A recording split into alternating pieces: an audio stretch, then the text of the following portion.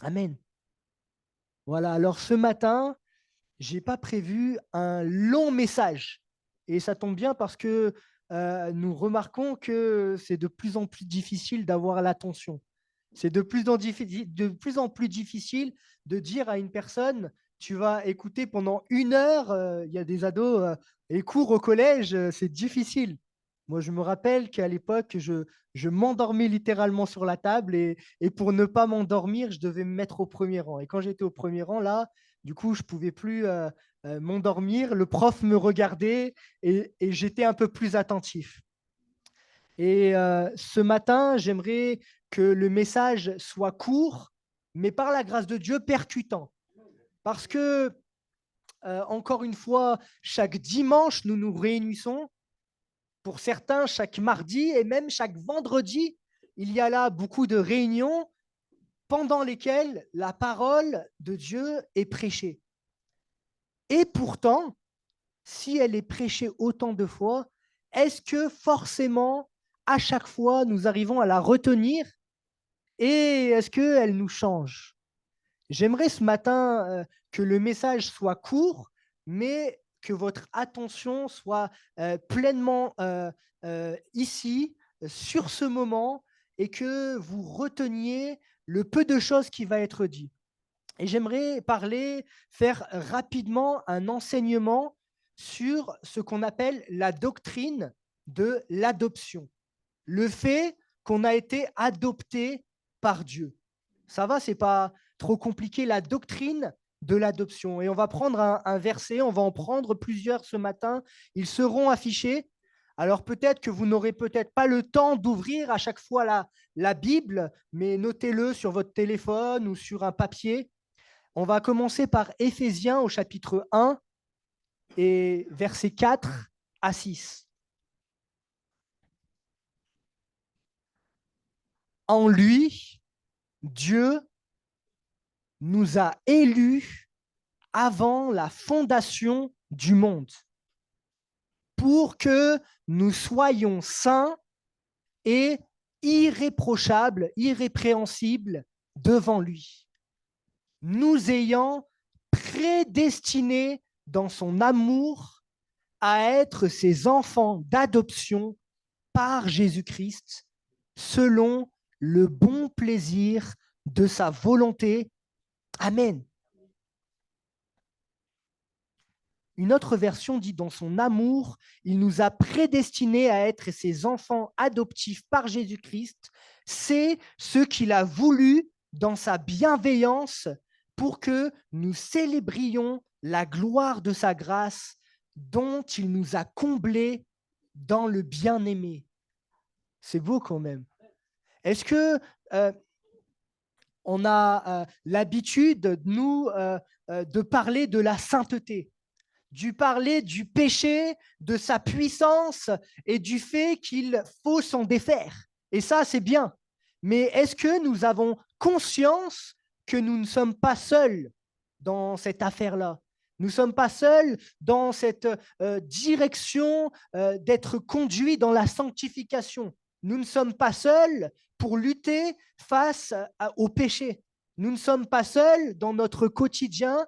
Ma sœur, si tu te sens seule quand tu rentres chez toi, sache que tu n'es pas seule. Il y a là Jésus qui est là.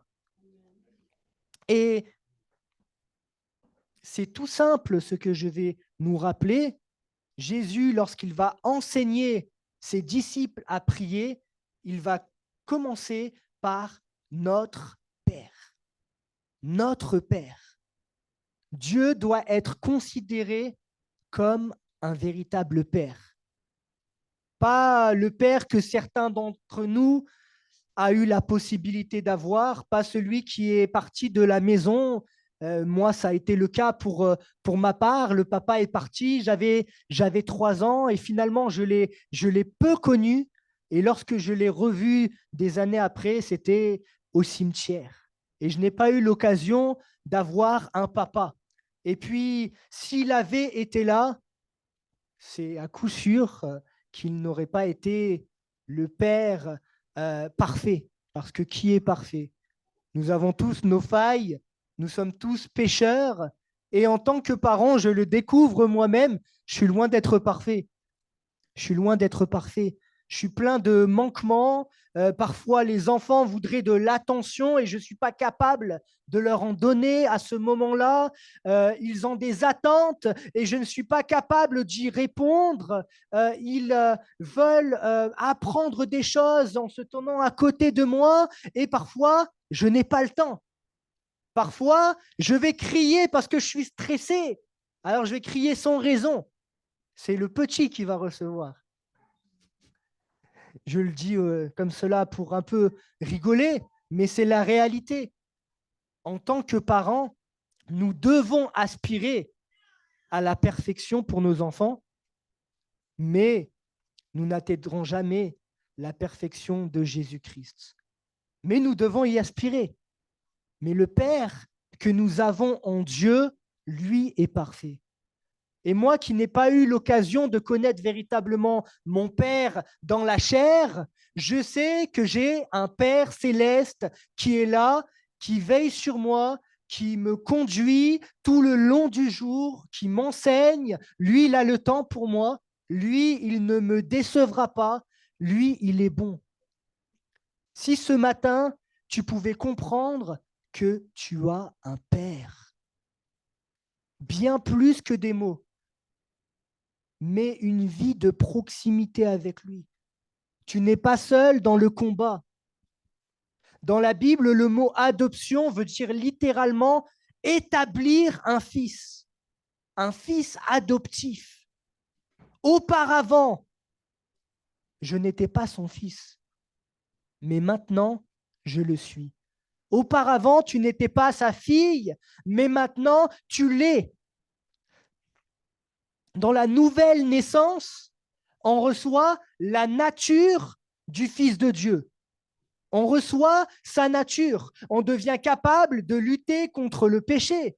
On va, par cette nouvelle nature que nous avons reçue, être capable de lutter contre le péché, être capable de faire les œuvres que Jésus a accomplies, mais par l'adoption, on reçoit une position, la position de fils de Dieu, la position de fille de Dieu. On a changé de relation, on a changé de position. Ce n'est plus comme avant. Avant, la Bible dit que nous étions des enfants de ténèbres. Avant, la Bible dit que nous étions des étrangers, des résidents temporaires. Résidents temporaires, comme peut-être une personne fait partie ce matin des personnes qui, un coup, sont proches de Dieu, et puis un coup, loin de Dieu. Un coup, elles veulent être proches, un coup, elles sont loin, et elles sont comme retenues, parce qu'elles n'ont pas encore été filles et fils. Des personnes étrangères à la vie de Dieu.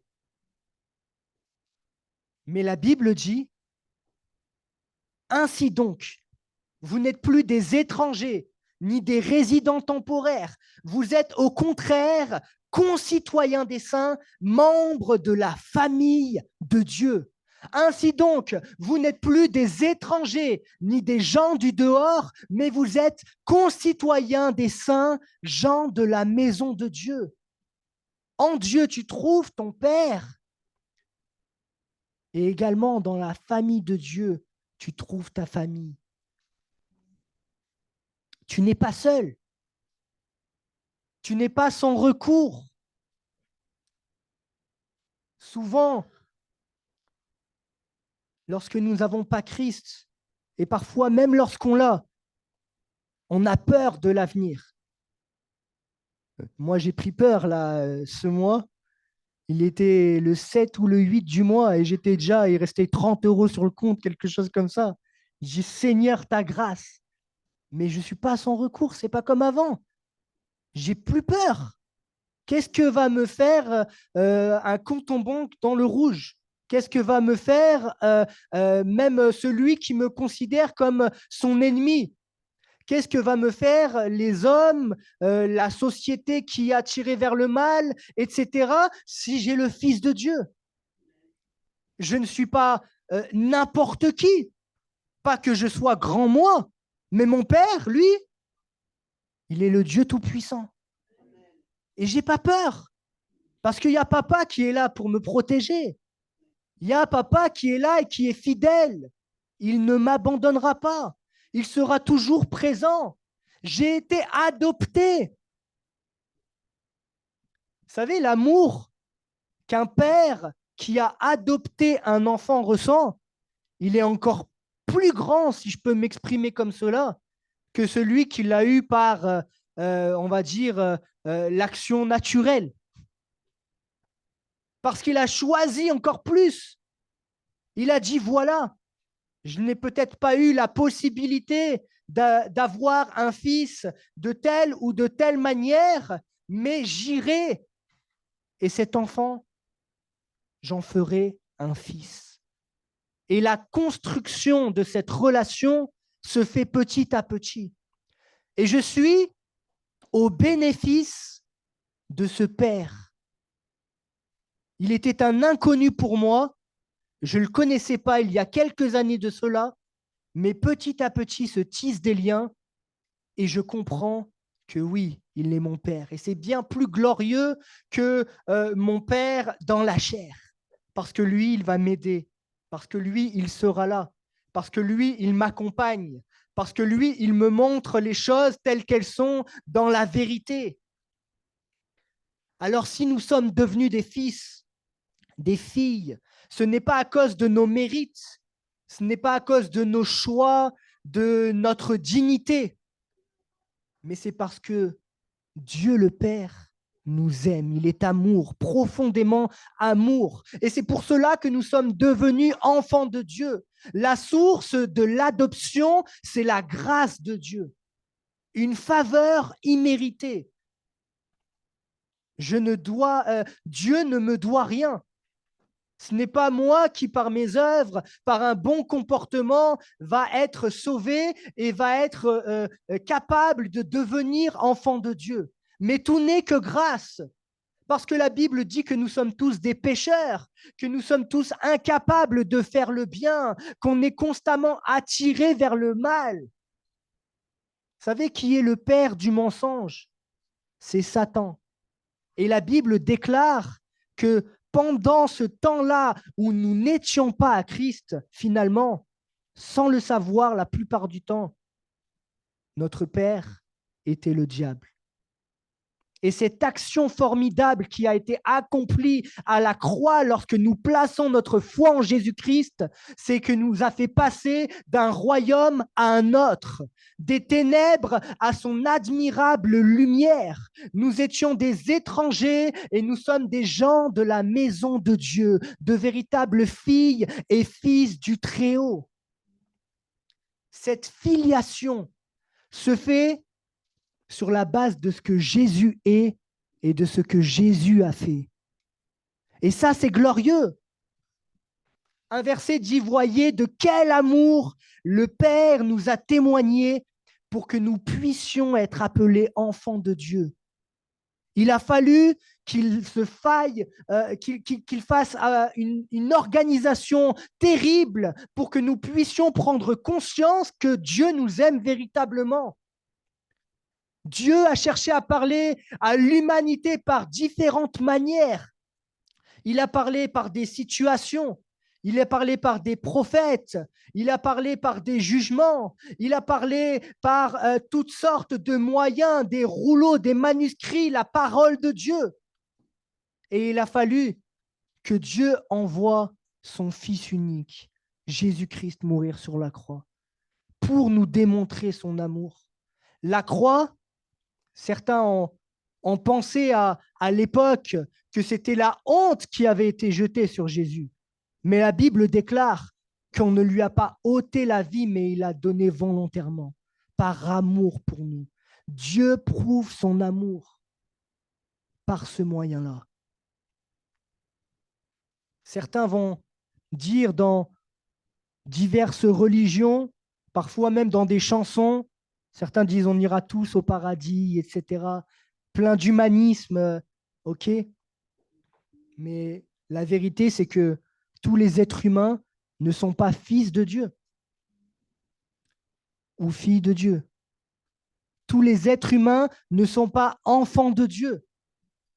Tous les êtres humains sont créatures de Dieu. Mais la filiation se fait lorsqu'on a rencontré Jésus-Christ, lorsque nous sommes devenus ses enfants par la foi. C'est par la foi en Jésus-Christ que nous devenons fils et filles de Dieu. Alors, une question sur laquelle je t'arrête.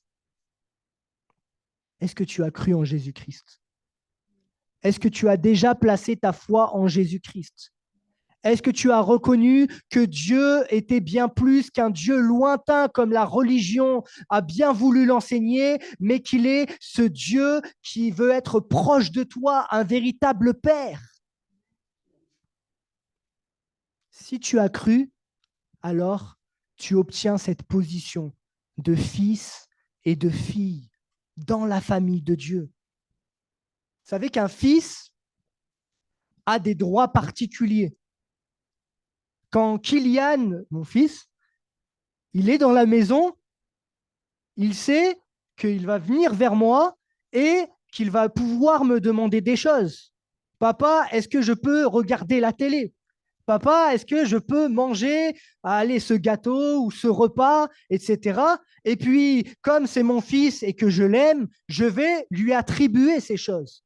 S'il n'y a pas le père à proximité, il ne pourra pas obtenir ces choses-là. Mais un fils a des privilèges. Et nous, en tant qu'enfants de Dieu, nous avons des privilèges que ceux qui n'appartiennent pas à Christ n'ont pas. Et nous devons être conscients en tant que fils et filles de Dieu, nous avons des privilèges, des droits particuliers, des bénédictions qui sont accordées uniquement à ceux qui ont placé leur foi en Jésus-Christ.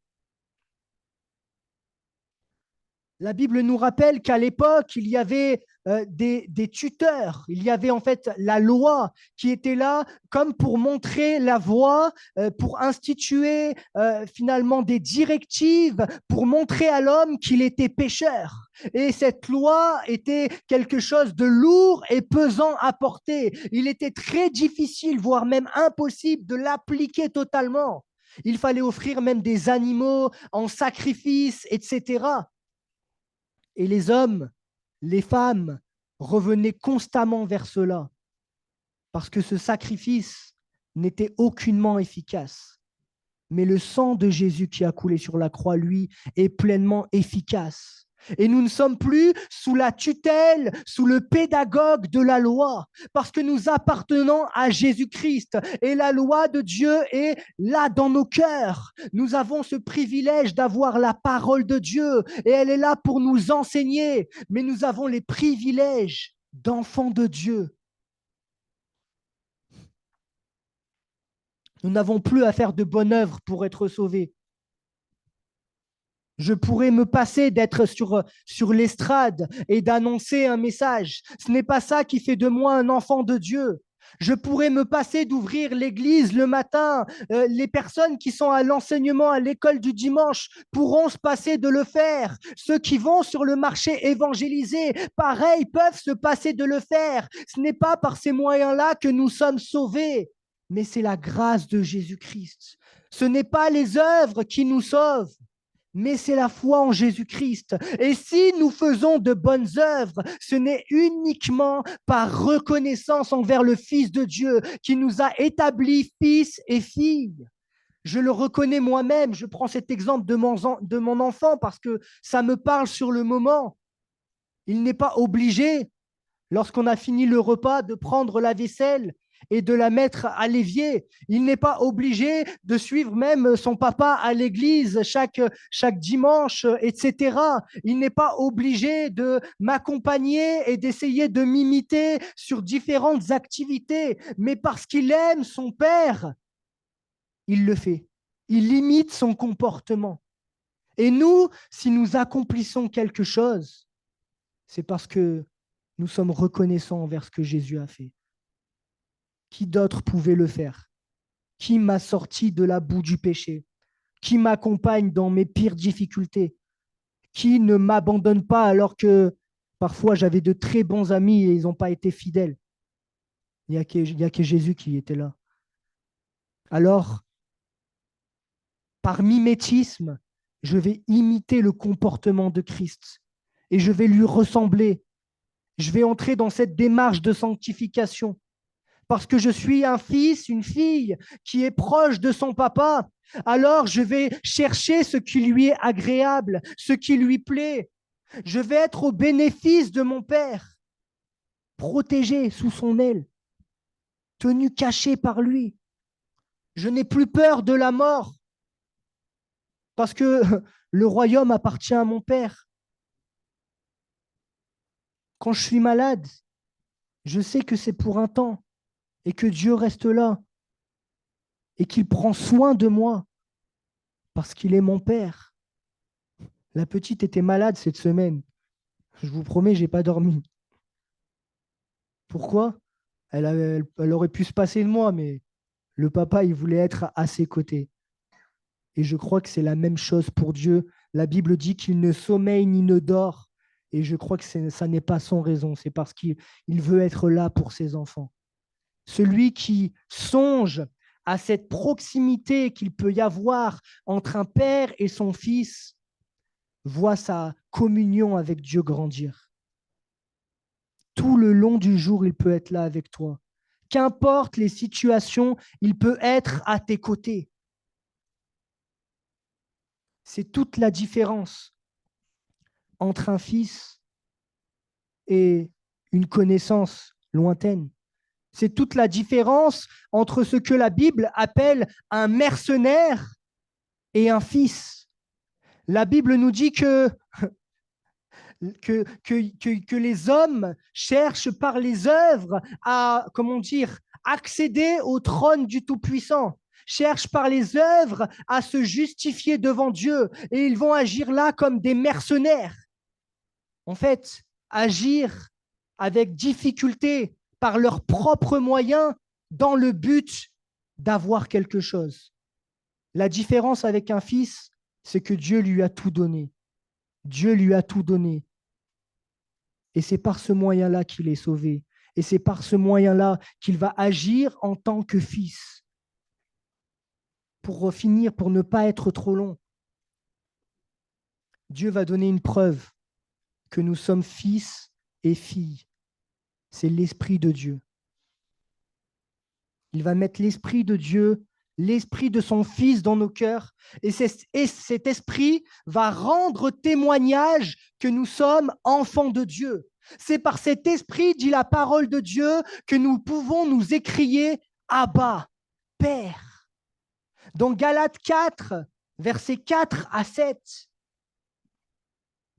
Dieu nous rappelle par la parole ce qui a été accompli et comment c'est glorieux. Lorsque les temps ont été accomplis, Dieu a envoyé son Fils, né d'une femme, né sous la loi, afin qu'il rachetât ceux qui étaient sous la loi, afin que nous reçussions l'adoption. Et parce que vous êtes fils, Dieu a envoyé dans nos cœurs l'esprit de son Fils, lequel crie « Abba, Père ». Ainsi, tu n'es plus esclave, mais fils. Et si tu es fils, tu es aussi héritier par la grâce de Dieu. Tu te rends compte? Héritier par la grâce de Dieu. Dans Romains 8, versets 15 à 17, ça nous rappelle la même chose. Mais une doctrine ne s'établit pas sur un seul verset. Donc je vous donne plusieurs versets pour que vous voyez ce que dit la parole. Vous n'avez point reçu un esprit de servitude, c'est-à-dire d'esclave, pour être encore dans la crainte, mais vous avez reçu un esprit d'adoption par lequel nous crions « Abba, Père ». L'Esprit lui-même rend témoignage à notre esprit que nous sommes enfants de Dieu. Or, si nous sommes enfants, nous sommes aussi héritiers. Héritiers de Dieu et co-héritiers de Christ, si toutefois nous souffrons avec lui afin d'être glorifiés avec lui. Dieu, dans son amour, nous fait devenir enfants de Dieu. Et comme il connaît l'homme, comme il sait qu'on n'est pas très sécure, on n'est pas très rassuré, on a besoin à chaque fois de plus de certitude, de conviction dans nos cœurs, alors il envoie l'Esprit de Dieu. Et nous, qui avons reçu l'Esprit de Dieu, nous sommes convaincus. Oui, je suis une fille du royaume. Oui, je suis un fils de Dieu. Non, rien ne pourra me séparer de l'amour de Dieu manifesté en Jésus-Christ. As-tu reçu cet esprit de Dieu en toi? Est-ce que cet esprit de Dieu en toi te confirme que oui, tu es une fille du Très-Haut? Oui, tu es un fils, un enfant de Dieu, que tu es légitime. C'est lui qui t'a choisi. Ce n'est pas toi qui l'as fait. Il est venu à ton contact. Il t'a montré qu'il t'aimait. Il t'a montré qu'il allait jusqu'à se donner à la croix pour que tu puisses être réconcilié avec lui. Et maintenant, tu es un enfant adoptif du royaume, un enfant qui est héritier de tout un royaume, héritier de tout un royaume. Mon frère, ma sœur, si tu comprends ça, plus de crainte dans ta vie quant à la mort, quant aux situations que tu traverses. Il peut y avoir de l'appréhension parce que parfois les épreuves, elles sont complexes quand même. Mais plus de crainte. Je sais en qui j'ai cru. Je sais que mon Père se lèvera le dernier. Hein. Il est tout puissant, mon Père. Je ne suis plus sous l'esclavage du péché. Je suis capable de lutter contre le péché parce qu'il y a mon papa là qui me forme tous les jours. Quand je suis à la maison, je prie, je lis la Bible et c'est une relation avec mon Père céleste. Il me forme et petit à petit, mon caractère change. Ma vie change. Mes pensées ne sont plus les mêmes. Il y a là de la confiance dans nos cœurs. Confiance. Héritier de Christ. Imagine-toi.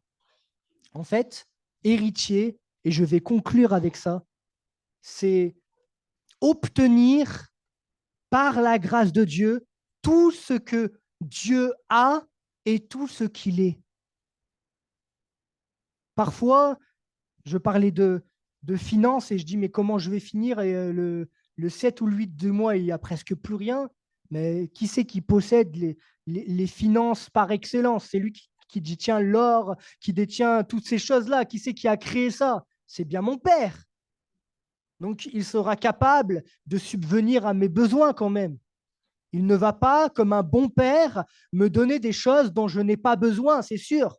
Si je demande des choses qui sont dangereuses pour moi, il ne me les attribuera pas parce que justement, il est un bon père. Mais si je suis dans la difficulté, vers qui vais-je pouvoir m'adresser? Si j'ai des soucis dans ma famille, qui c'est qui va pouvoir les solutionner? Mon père. Moi, je vois ça maintenant que je prends un tout petit peu d'âge, que celui ou celle qui, dans la famille, était, comment dire, le plus ancien, avait aussi comme une autorité qui était là. Et je le vois dans ma famille. Par exemple, ma grand-mère, que certains d'entre vous ont connue, qui a été baptisée à plus de 70 ans sur l'église de Vienne, elle était comme un repère pour la famille. Et lorsqu'il y avait là des conflits, lorsqu'il y avait des situations compliquées, c'est vers elle que tout le monde se référait. Et un seul mot de sa part, si on peut s'exprimer comme cela, faisait que toute la famille prenait conscience de mauvais agissements, de mauvaises paroles, de conflits qui n'ont pas lieu d'être. Et la famille, par ce moyen-là, était soudée. Par cet exemple, je veux illustrer notre Père céleste. Parfois, dans l'Église ou dans nos familles, il y a des différends, des conflits, des personnes qui ne se parlent pas. Là, approchent les fêtes de Noël et beaucoup de familles seront disloquées. Chacun fait sa vie de son côté. Mais si Dieu intervient parce qu'il est ton Père, alors Il va permettre des réconciliations, des pardons. Tu es héritier. Héritier, ministre de la réconciliation, toi aussi. Héritier de ce que Dieu est dans son caractère. Donc, tout ce que Dieu est dans son caractère, toi aussi, tu vas devoir l'affirmer en tant que fils. Toi aussi, par amour envers ton papa, tu vas être pouvoir capable d'accorder le pardon, d'être un fils et une fille de paix, d'être celui qui proclame la justice, d'être cet enfant de vérité. En tant qu'héritier, tu hérites de tout ce que Dieu est dans son essence même. Il te lègue ça, en fait. Il y en a qui ont légué des dettes à leurs enfants. Il y en a d'autres qui laissent des cadeaux empoisonnés. Et excusez-moi si vous vous sentez concerné, on laisse des fois à nos enfants des maisons. Et puis, il y a 3, 4 enfants. Et puis, la vie change parce que c'est la guerre entre les enfants. Ils veulent se partager le butin. Ils ne sont plus une famille. Des fois, c'est des cadeaux empoisonnés sans que même il l'ait voulu, hein, on est d'accord. Mais nous, l'héritage que Dieu nous donne, il ne peut pas se corrompre, il ne peut pas flétrir, il ne peut pas rouiller. Il est plus que des biens matériels. Il est une assurance, il est une relation, il est un quotidien, il est un tout.